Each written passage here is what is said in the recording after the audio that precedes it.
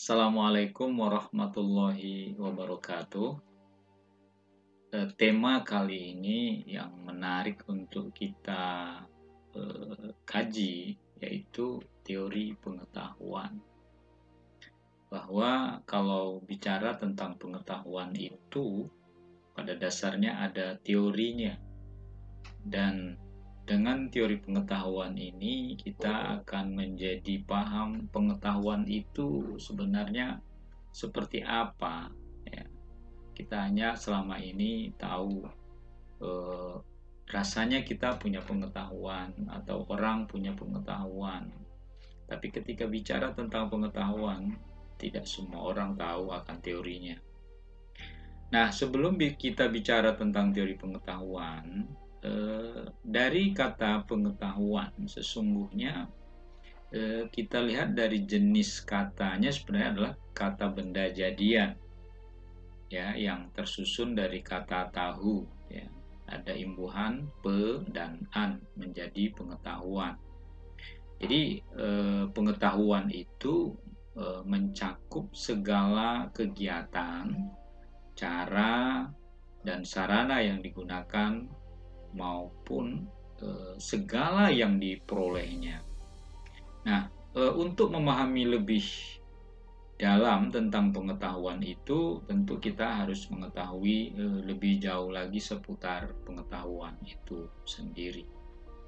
Kegiatan mengetahui, ya, sebenarnya merupakan kegiatan mental, yaitu kegiatan akal pikir, ya. Nah, untuk memperoleh pengetahuan, yang pertama-tama manusia lakukan adalah menyerap berbagai hal yang dialaminya, yang dilihat, ya, berdasarkan panca inderanya, yang dirasakan, yang dikehendaki, sampai ke yang dipikirkannya. Lalu berbagai hal tersebut dipilah-pilah, ya, dalam kerangka ruang dan waktu. Dibedakan mana yang berkaitan, mana yang berdekatan, hubungannya antara satu yang dengan yang lain. Dan dilihat juga dari kronologi atau keberuntutannya dalam waktu antara satu dengan yang lain.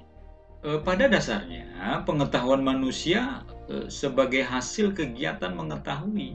Jadi pengetahuan kita itu hasil dari tahu, ya, merupakan kekhasan dari kekayaan mental yang dimiliki oleh manusia yang tersimpan di dalam pikiran dan benak hati manusia.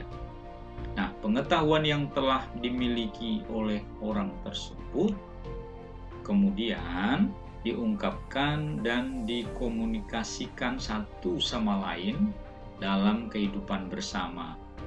Dan alat untuk menyampaikan semua itu adalah melalui bahasa.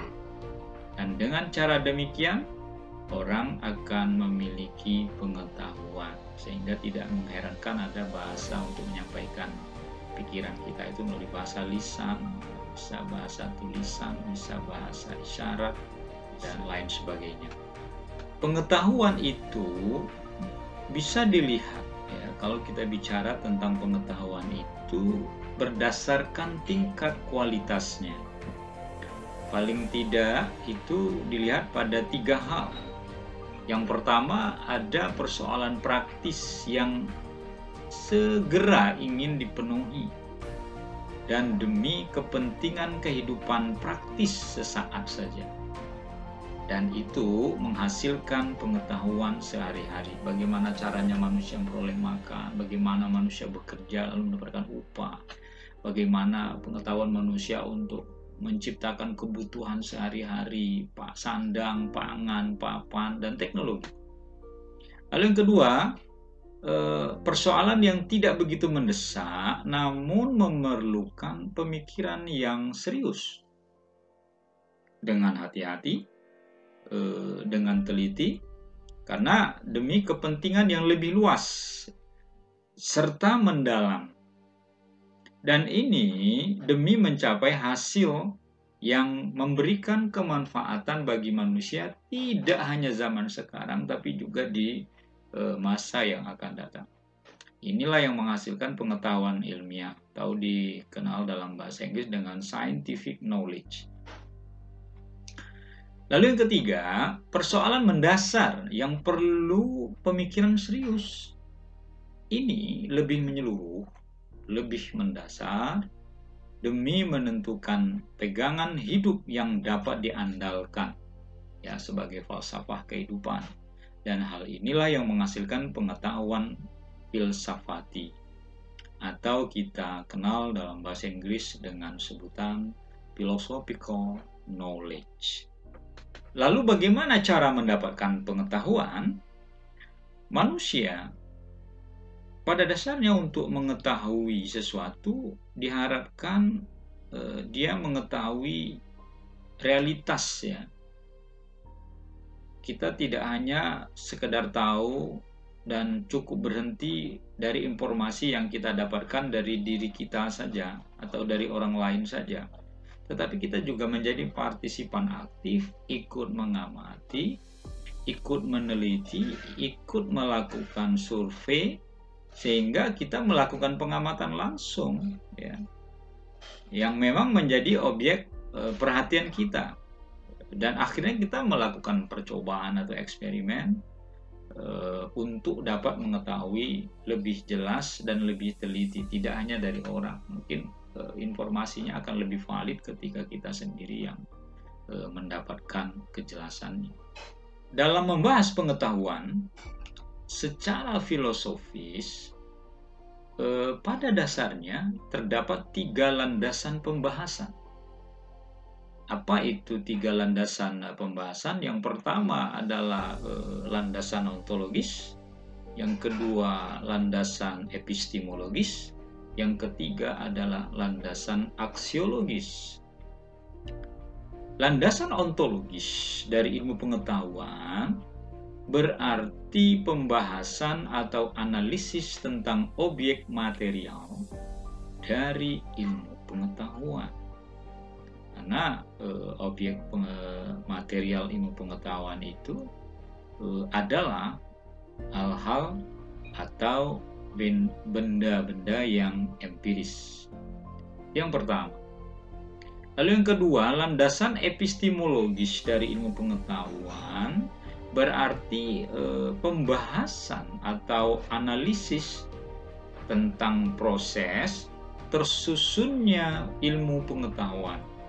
Karena ilmu pengetahuan itu disusun melalui proses yang disebut dengan metode ilmiah. Lalu yang ketiga, landasan aksiologis dari ilmu pengetahuan berarti pembahasan atau analisis tentang penerapan hasil-hasil temuan ilmu pengetahuan. Di mana penerapan ilmu pengetahuan ini dimaksudkan untuk memudahkan pemenuhan kebutuhan dan juga keluhuran hidup manusia. Nah, jadi itu dalam membahas pengetahuan secara filosofis terdapat 3 landasan pembahasan. Lalu ilmu pengetahuan itu mengarah pada berbagai tujuan yang ingin dicapai. Paling tidak ada 7 ya, yang ingin dicapai oleh ilmu pengetahuan. Yang pertama adalah kita memiliki pengetahuan itu sendiri atau knowledge. Dengan mengetahui tujuan kita sebagai manusia, tahu akan segala sesuatu dengan pengetahuan yang kita miliki. Yang kedua adalah kebenaran, truth. Kita akan mencari kebenaran setiap yang kita ketahui. Ini benar, ini salah. Dan kita tidak ingin mencari kesalahan dalam kehidupan kita.